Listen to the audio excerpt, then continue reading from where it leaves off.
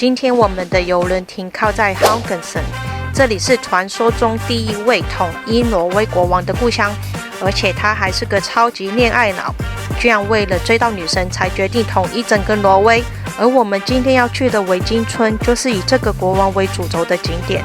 另外，在那里还可以看到以前维京人的生活模式，超有历史感的。但这个行程不是很顺利，去的时候我们搭了霸王车，回程的时候还搭了便车，到底是怎么一回事？你们看下去就知道了。你好，我是 Alison， 这是我挪威小湾邮轮系列的其中一集，欢迎订阅我的频道。那我们现在马上开始。这是我们航程的第3个早上，现在我们已经到了挪威的第一个港口，怎么念我不确定，所以呢，我待会再上字幕。然后你看一下我们后面的景色，天气不是很好，风有点大，而且雾很大。但是因为他们的房子是很多颜色的，所以看起来还是蛮漂亮的。希望随着时间，我们天气的转好，这样我们可以玩得更舒爽一点。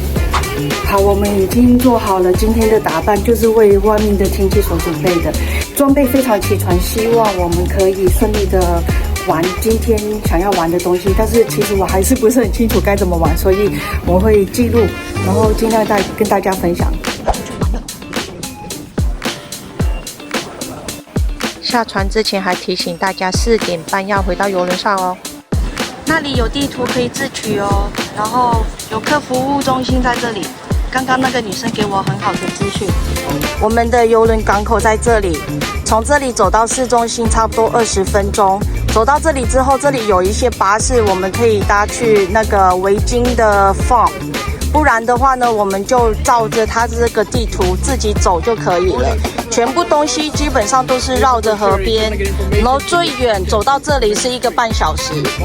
那现在我们想说要不要去那个维京的那个中心，因为它今天是今年夏天的第1天开幕，所以我也不确定他们准备的有多齐全，是否真的适合去。所以我们随缘吧，先去市中心看看，如果有巴士的话，我们可能刚好就会自己去。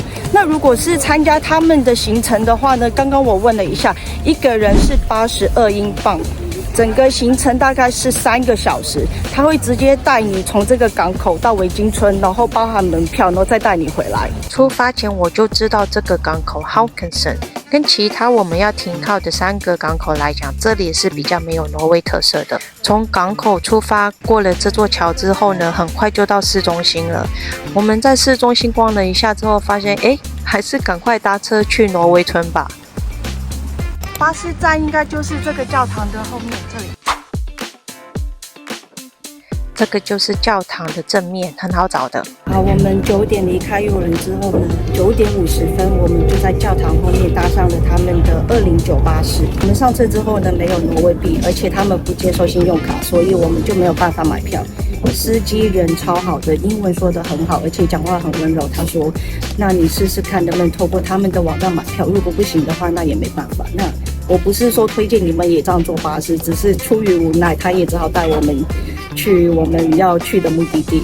那我现在还不晓得在哪里下车，但是很多游客都跟我们在同一个巴士要去同一个地方，所以应该是没有问题的。Thank you so much, I appreciate it. Thank you. 结果他们的购票网站刚好宕机，所以我们一行邮轮客都没有买到车票。这就是我们下车的站名。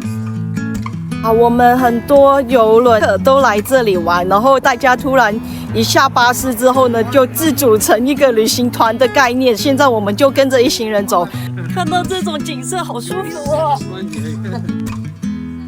好棒哦，终于有挪威的感觉了。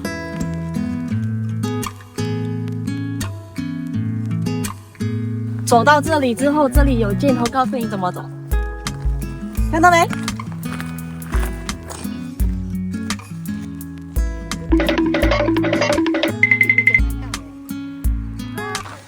就是这里维京村有开，这里就是入口，好好玩的入口哦。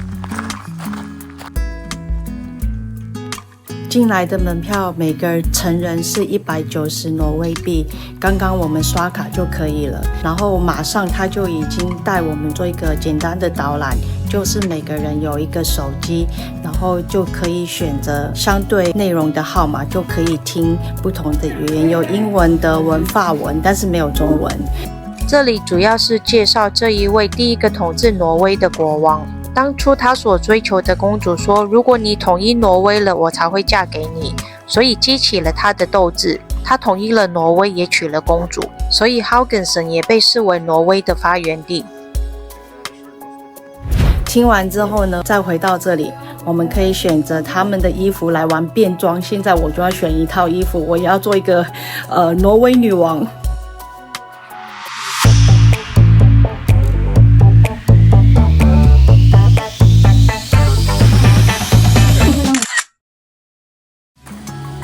好，参观完这个展览馆之后，现在我们终于要去维京村了。展览馆的旁边就是这一片古老的墓园。传说我刚刚所提到的挪威第一位国王哈拉尔一世就是葬在这里。旁边还有一座建于西元1250年的石头教堂，非常有历史意义。刚刚买票的地方是在那里，就是展览馆。现在我们要去维京村，从这里进去。同一张票可以参观这2个地方。那我们现在跟着维京人进入维京村。这个维京村呢，不是你愿意花钱他就让你来的，你还要有诚意才行。我们走了一段路之后，还要过2座桥。从展览馆出发之后，我们过了2座桥，还有一个树林，接着我们才到维京村，大概要走20分钟。到了维京村了 ，Come on！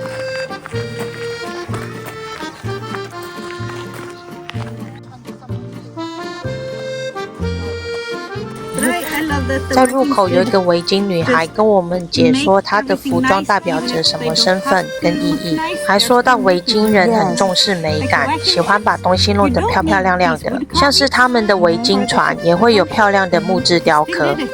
Yes. Yes. 他问我你知道那个用来干嘛？我说挖耳朵的。他说你怎么知道？我说我们也有很像的东西。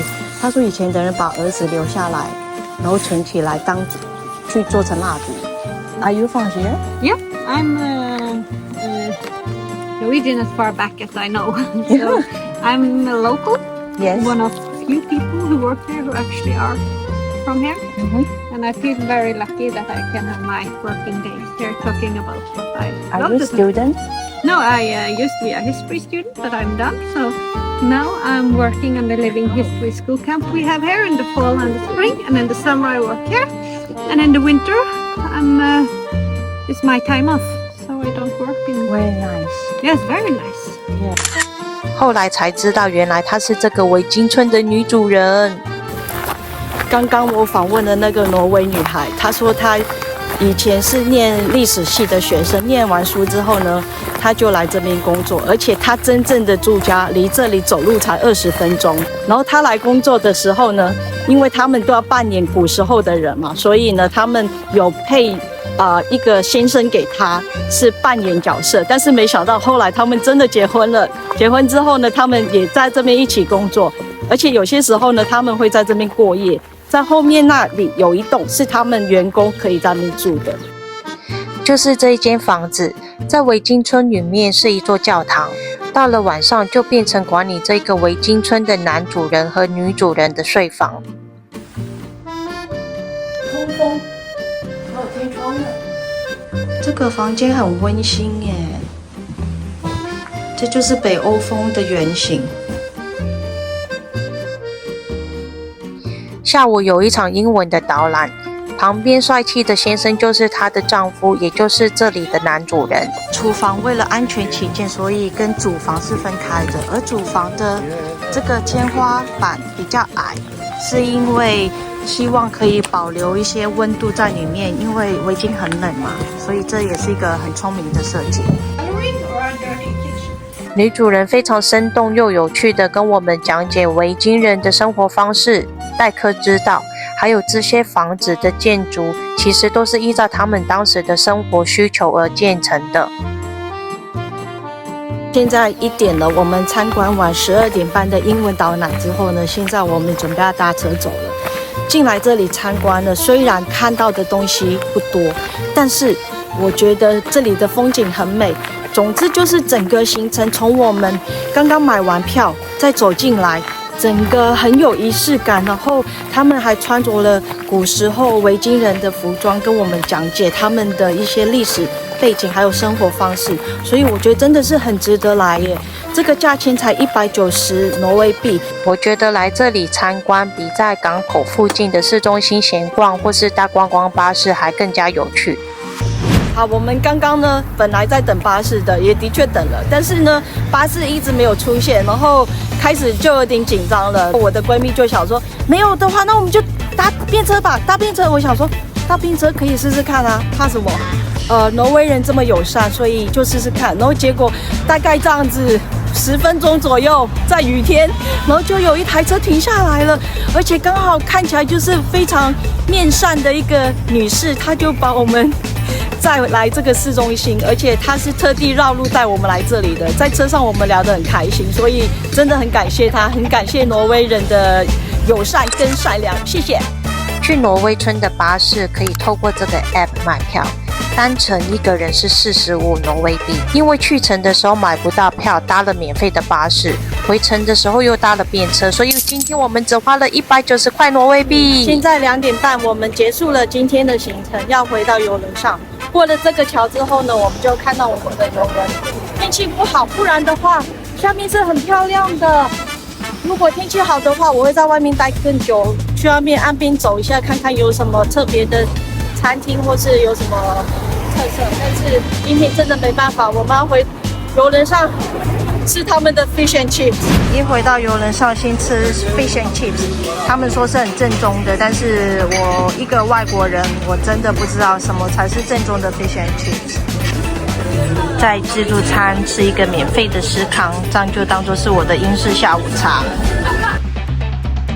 其实我在等回程巴士的时候是很紧张的，很怕会错过邮轮，而且很怕上车之后又买不到票，所以有一些小额的挪威币在身上还是蛮方便的。